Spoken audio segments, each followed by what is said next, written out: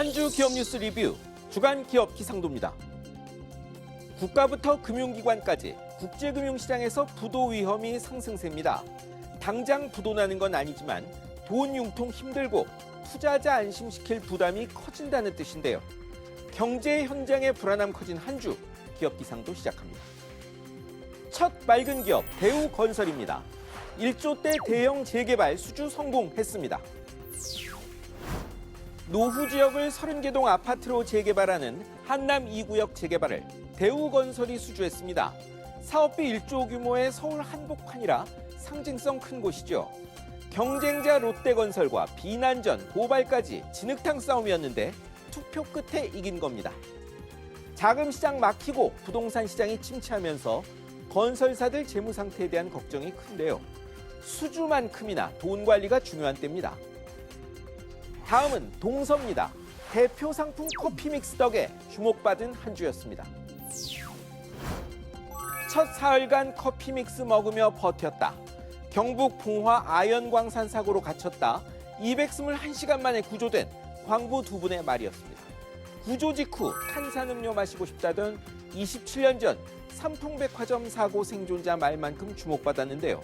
사람들 눈길이 일제히 커피 믹스에 쏠리면서 조금씩 오르던 동서 주가는 더 탄력받았습니다. 커피 믹스 한번 맛본 외국인들 중에도 호평하는 사람 많죠.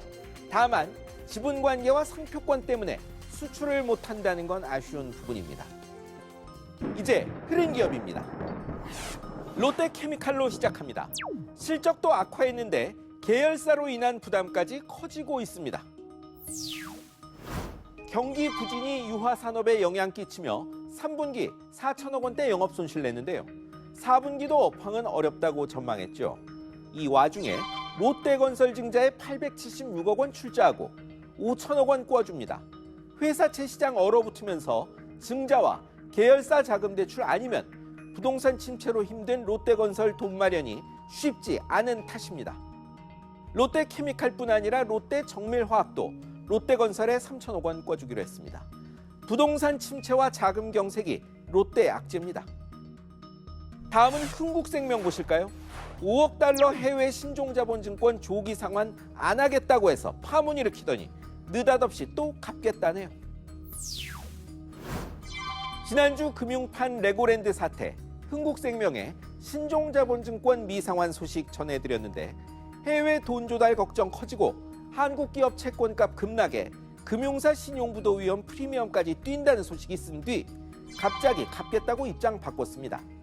미상환이 합리적이고 별 문제 없다던 당국이 시간 두고 지켜볼 필요가 있다. 이렇게 말 달라진 뒤 벌어진 일입니다. 이 민감한 때 금융시장을 시험하는 건 위험하고 무책임한 일입니다. 금융인은 다 걱정한 후폭풍.